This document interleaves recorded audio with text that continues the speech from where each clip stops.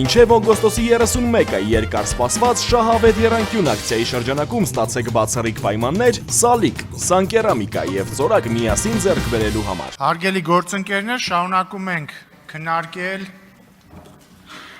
Վահագն Ալեքսանյանի թեկնածությունը Ազգային ժողովի նախագահի տեղակալի պաշտոնում եւ այժմ նրան հարց կտա Արթուր Խաչատրյանը, համեցեք պարոն Խաչատրյան։ Պարոն Ալեքսանյան, մի դիտարկում եւ հետո հարցս, լավ։ Դուք ձեր քաղաքական ուժը, միգուցե անձամբ նաեւ դուք մեջ եք բերում Հայաստանի վարչական բաժանման մասին օրենքը, քննադատում եք, որ ահա դուք այս օրենքը ընդունել եք, բայց այդ վարչական բաժանման մասին օրենքով է սահմանվում այսօրվա Հայաստանի Հանրապետության ուրվագիծը։ Իսկ ուրվագծով է որոշում իհարկե նաև մակերեսը։ 8 տարվա ընթացքում դուք չեք փոխել վարչական բաժանման մասին օրենքը, հետևաբար եւ չեք փոխել այն ուրվագիծը, որով սահմանվում է Հայաստանի Հանրապետության որոշումը Հայաստանի Հանրապետության տարածք։ Այնպես որ ձեր այն պնդումները, թե մենք առաջինն էինք եւ միակն էինք, իրականության հետ որևէ աղերս չունի, մանավանդ հաշվի առնելով այն պարզ ճշմարտությունը, որ Արցախի ժողովրդի ինքնորոշման իրավունքի իրացումը Հայաստանի տարածքային ամբողջականության հետ որևէ աղերս չունի։ Ինչևէ, անդրադառնամ հարցին։ Շքերթի հետ կապված։ Ինչի՞։ Շքերթի հետ կապված եւ ընդհանրապես Հայաստանի ռազմական պոտենցիալի հետ։ Ես կխնդրեի, որ դուք որևէ մետրիկայով, հաշվի առնելով որ ծնունդն է, դուք ընտրեք ինչ մետրիկայով եք չափում, օրինակ գնահատեք այսօրվա Հայաստանի Հանրապետության ռազմական պոտենցիալը, այսօրվա ռազմական պոտենցիալը դիցուք 2020 թվականի սեպտեմբերի 26-ի հետ։ Հաշվի առնելով, թե ինչքան զինամթերքի կորուստ ենք մենք ունեցել 44-օրյա պատերազմի ընթացքում։ Բայց կխնդրեի, օրինակ, այդ ռազմական պոտենցիալի հաշվարկի մեջից հանել այն սու ինքնաթիռները, որոնք թանկ գնվեցին, բայց մի օր օդ չբարձրացան։ Շնորհակալություն։ Շնորհակալություն, պարոն Խաչատրյան, հարցի համար։ Նախ տեսեք, ձեր հարցի սկզբնական հատվածը առհավատչյան էր նրա, որ իմ նախորդիվ ասած բացարձակ ճշմարտություն էր, որտեղ նախորդ գումարման մեկնարկում, երբ մենք մեջ էինք բերում Հայաստանի Հանրապետության վարչական բաժանման մասին օրենքը, դուք այդ օրենքից բան եք, ամեն կերպ խուսանավում եք այդ օրենքից, փորձում եք ցույց տալ, թե այդ օրենքը ոչ մի նշանակություն չունի, այնպես որ ձեր մեջբերումը եւս առհավատչանա նրա, որ այն ինչը որ ես ասեցի իրական Հայաստանի գաղափարախոսության բացարձակ ջախջախիչ հաղթանակի մասին, կատարյալ ճշմարտություն է, բայց ինչևէ, գալով ձեր մյուս հարցին, գնահատելով հիմիկվա ու հիմա ու նախորդիվ 2020 թվականի դերությամբ մեր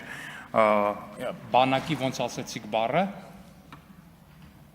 այսպես ասեք, ես կլսեմ, ուղղակի բառը ասեք։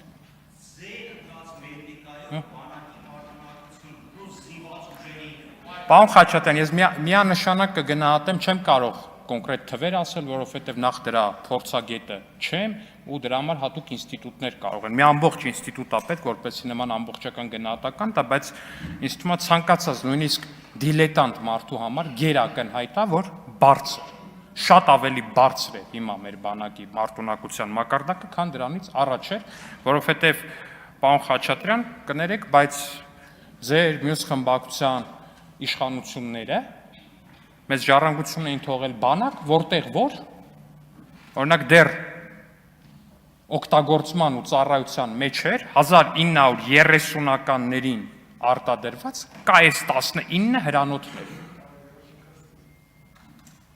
30-ականներին, պարոն Խաչատրյան, հիմա ասում եմ, մենք ունենք ու ցուցադրել ենք հրետանային համակարգեր, որոնք ունեն ու որոնք համարվում են առաջատար ՆԱՏՕ անդամ առաջատար պետություններում։ Այս ասենք տոննայով զենքի մասին չի խոսք, էլի։ Իհարկե կարակ ասեք, որ զինամթերքի կորուստ է եղել, էս է եղել, այո, իհարկե եղել է։ Միանշանակ եղել է։ Բայց խնդիրը գիտեք որն է, որ Հիմա դարը փոխվել է։ Եվ հիմա այդքան քանակը չի էական, ինչքան որակն է էական։ Որտեվ այսօրվա դրությամբ օրինակ ռուս-ուկրաինական պատերազմը մասնավորապես ցույց է տալի, որ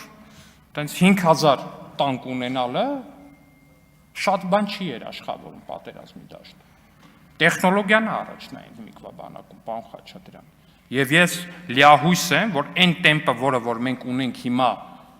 մեր բանակի տեխնոլոգիական առաջընթացը ապահովելու առումով, այդ տեմպը կշարունակվի, բայց սուերը չեմ կարող հանել հաշվարկից, ինչու՞, որտեվ այդ սուերը հիմա կան, այդ սուերը հիմա սպառազինված են, օդ տեսակի հրթիռներով եւս, ու ամեն ինչ նորմալ է այդ սուերի հետ, պարոն Խաչատրյան։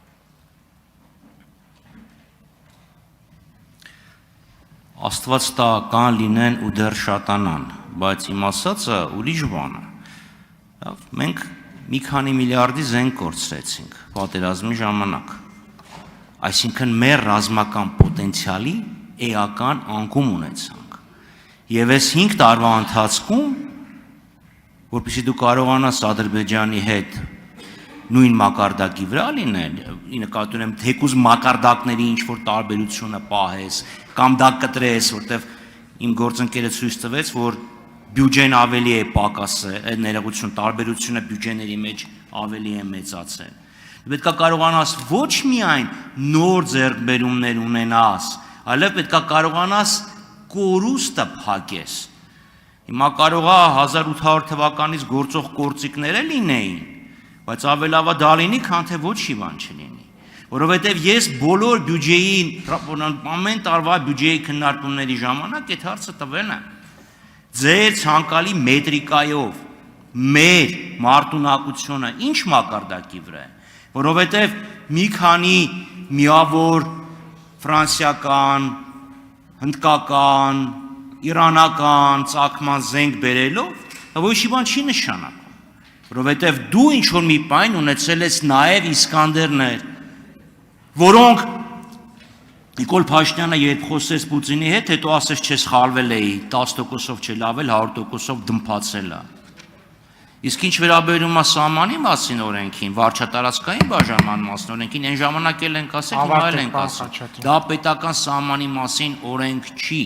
բայց իմ ասածն ուրիշ է։ Նույնիսկ եթե 5 վայրկյան եթե կարելի է, նույնիսկ եթե դուք ձեր կանխավարկածով եք շարունակում, ուրեմն դա պետք է փոխեիք, որ իմ ասեք, տեսեք, մենք ֆիքսել ենք, դուք չեք ֆիքսում, շնորհակալություն։ Շնորհակալություն, պարոն Խաչատրյան։ Նորից գալով հարցին ասում եք, ավելի լավ է լինի 1800-ականների զենք, քան տեղը ոչինչ չլինի։ Միանշանակ ճիշտ եք ասում, բայց այդտեղ տարբերությունն է, որ 1930-ականների զենքի փոխարեն ոչ թե ոչինչ է, այլ այդ զենքի փոխարեն ժամանակակից զենք է։ Պարոն Խաչատրյան, Հայաստանում արտադրվող անօթաչուներ են, պարոն Խաչատրյան։ Հայաստանում արտադրվող հետախուզական, հետախուզահարվածային անօթաչուներ են, պարոն Խաչատրյան։ Դա կարևոր է, սուերը դուք սարքել եք մի չգիտեմ ինչ պատմություն, ասում եք, այ տեսեք, իրանք սու էին առել, բայց հրթիռը հետը չկար։ Բա պարոն Խաչատրյան, բա դուք չգիտեք, որ երբ որ զենք ես առնում, միջև ամբողջ լրակազմը ձեռք ես բերում, դա տևում է ժամանակ։ Այ եթե դուք ձեր խմբակցությունը, մյուս խմբակցությունը, եթե այդ սուերը գներ եւ ոչ թե ասենք, չգիտեմ, մեկը Սևանի ափին ասաբնյակ գցեր, այն մեկը չգիտեմ որտեղ ես իմ ինչ գցրել, դրա փոխարեն սու գնեին, մենք ավելի շատ ժամանակ կունենայինք այդ լրակազմերը գնելու համար։ Հիմա ենք գնել, պարոն Խաչատրյան։